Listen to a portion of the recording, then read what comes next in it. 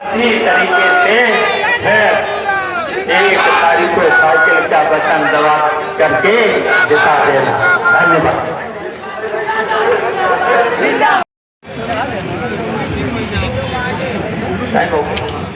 सब टाइम हो गया है उड़ने का, फिर के लिए नहीं सभी को सभाएं करना है, तो इसलिए और बहुत ही लोकसभा के प्रत्याशी राजीव राय जी, समय बहुत कम है। अक्षय जी, समय बहुत कम है। अब जितने भी यहाँ पर हमारे नेता, बहुत नेता बैठे हैं, सभी घोसी के भी हैं, घोसी जिले के, मऊ जिले के, और यहाँ सभी विधायकगण हैं, विधायक भी बैठे हैं, और सभी यहाँ जितने यहाँ जनता समाजवादी पार्टी के कार्यकर्ताओं से लेकर के सभी साथियों और दोस्तों, और यहाँ अभी प्रभारी बैठे हैं महबूब अली साहब, जिनको यहाँ लोकसभा घोसी का प्रभारी बनाया गया है। उनकी जिम्मेदारी भी है कि यहाँ की व्यवस्था देख करके हमारे प्रत्याशी राजीव राय को जिताना है और भारतीय जनता पार्टी को हराना है। और ये चुनाव बहुत ही महत्वपूर्ण चुनाव है, और महत्वपूर्ण इसलिए हो जाता है कि भारतीय जनता पार्टी पूरी पूरी झूठी पार्टी है, और झूठी के साथ साथ बेईमान की पार्टी है, और बेईमान के साथ साथ ये पार्टी भ्रष्टाचारी पार्टी है। भ्रष्टाचार चरम सीमा पर इस सरकार में हुआ है, और जितने भी ये सब भारतीय जनता पार्टी ने डबल इंजन की सरकार, भारतीय जनता पार्टी वाले तो बोलते हैं डबल इंजन की सरकार, और डबल इंजन की सरकार ने, बताओ आपके बीच में कोई काम किया है 7 साल में और 10 साल में? केवल जनता को परेशान करने के भी काम किए। बहुत सी बातें हैं, बहुत सी बातें हैं, किसान से लेकर, गरीब से लेकर, दलित से लेकर के यहाँ तक अल्पसंख्यकों से लेकर के, बुनकर से लेकर के, गौड़ समाज के लोगों को लेकर सबको परेशानी की है। और यहाँ तक के छात्र नौजवान और छात्र नौजवानों के साथ साथ महिलाओं को भी परेशान किया है। महिलाओं की तो ऐसी ऐसी घटनाएं हैं, ऐसी ऐसी घटनाएं हैं, इन्होंने पूरे दुनिया में अपने देश का सर नीचे करने का काम किया है भारतीय जनता पार्टी। और ये भारतीय जनता पार्टी कितने वादे किए थे, याद कर लिया करो, कभी कभी याद कर लिया करो। कोरोना का पीरियड भी याद कर लिया करो, और नोटबंदी का भी। नोटबंदी, जब नोटबंदी हुई तो बताइए किसको फायदा पहुंचाया भारतीय जनता पार्टी की? केवल भारतीय जनता पार्टी के बड़े बड़े नेताओं ने फायदा उठाया, और उनके साथ साथ कुछ अधिकारियों ने भी फायदा उठाया। ऐसी भारतीय जनता पार्टी के सारे। और कोरोना के पीरियड में दवाइयां सस्ती होना चाहिए, दवाइयों के साथ साथ ऑक्सीजन भी नहीं दे पाए, और कितनी महंगी दवाएं।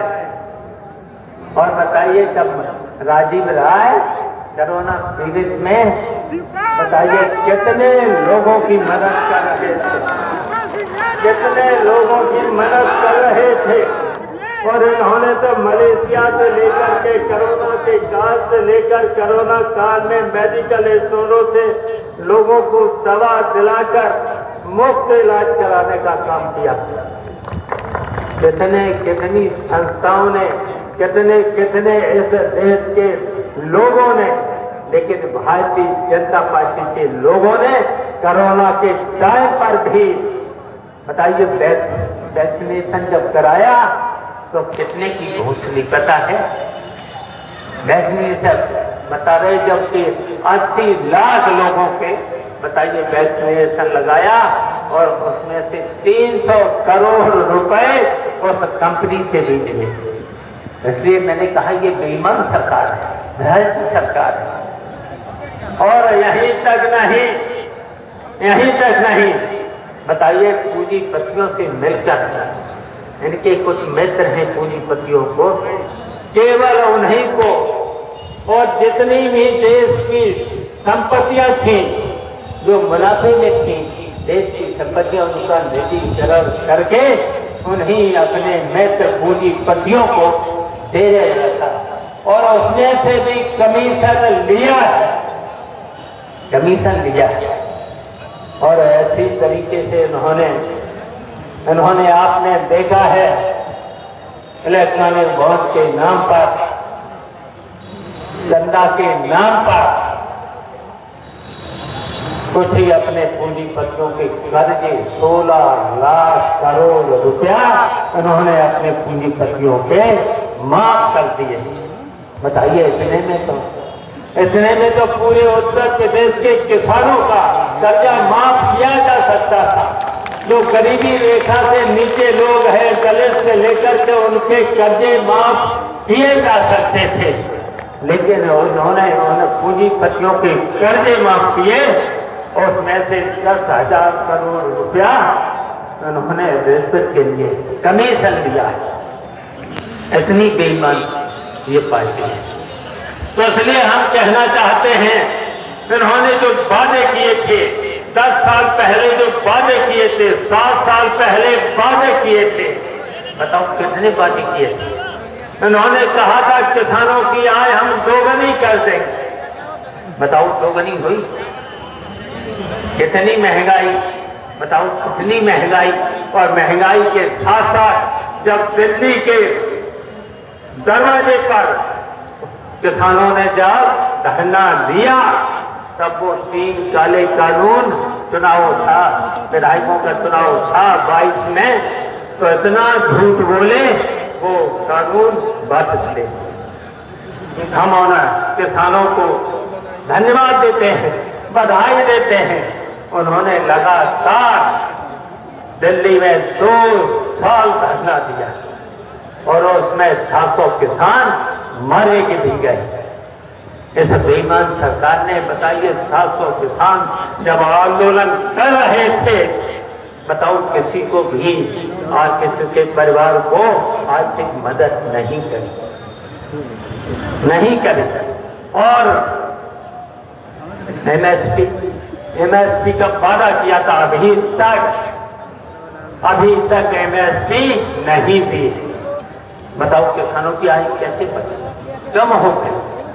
और यहीं तक नहीं, आपको क्या याद ही है यूरिया की बोरी जो 50 किलो की आती थी, पहले 45 की करी, 45 के बाद अब 40 किलो की करी और उसके रेट और बढ़ा 40 किलो पर भी रेट बढ़े।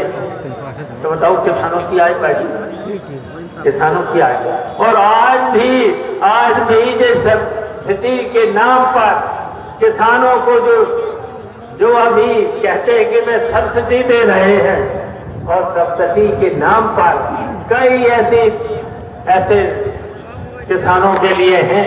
आप पता लगा लेना, आज एक समय ढांचा सुना होगा, ढांचा की कीमत है अभी ये सब्सिडी कहते हैं कि हम आधे दाम पर देंगे, 50 रुपए उसमें कमीशन देंगे। अगर मार्केट में ढांचा खरीदो तो वो 45 रुपए का और इनके यहाँ मिलेगा 90। तो बताओ जी सब्सिडी का क्या मतलब है? तो किसान बताओ 90 रुपए का खरीदने जाएगा कि 45 रुपए का खरीदने जाएगा जो मार्केट में बिक रहा है। ये इतने जीते हैं। इसी तरीके से इन्होंने पूरे देश में किसानों को भी बर्बाद किया। किसानों की इसी तरीके से छात्रों को, नौजवानों को उत्तर प्रदेश के मुख्यमंत्री जी ने कहा था कि हम हर वर्ष भर्ती करेंगे, हर विभाग में नौकरी निकालेंगे। हम छात्रों को पूछना चाहते हैं, बताओ परीक्षाएं तो हुई, 2-2 हजार रुपए तो लड़कों से जमा कराए, 2-2 हजार और परीक्षा देने गए और कितने बार 11-12 बार परीक्षाएं हुई और 11-12 बार लड़के घर पर नहीं लौट पाए परीक्षा दे करके और पर्चा लीक हो गया। और अभी तक जो पर्चा लीक कराने वाले, बताओ परीक्षा लीक कराने वाले कौन? सरकार तो जानती है, सरकार के ये सारे पर हो रहे, अभी तक पकड़े नहीं गए, कार्रवाई नहीं हुई है। तो बताओ उत्तर प्रदेश की सरकार बताओ फेल है कि नहीं? और कोई कहीं पर भी इन लोगों ने केवल इस वादा पूरा 6 घंटे 8 घंटे और मंत्री महोदय सीधे लेंगे, मंत्री महोदय सीधे लेंगे और छापे अलग। बताइए, समाजवादी पार्टी की भी सरकार रही, नेताजी की सरकार रही, अखिलेश यादव की सरकार रही, बिजली विभाग मेरे पास भी 2004 से 7 तक। हम पूछना चाहते हैं, किसी भी गरीब पर, किसान पर, कहीं पर भी छापा पड़ा, बताओ किसी भी व्यापारी पर कहीं पर भी छापा पड़ा हो बताओ। और हम बुनकर भाइयों से कहना चाहते हैं, हम जानते हैं कि मऊ जनपद में बुनकर भाइयों की भी एक समस्या है। हम लोगों ने समाजवादी पार्टी के नाम पर और नेताजी की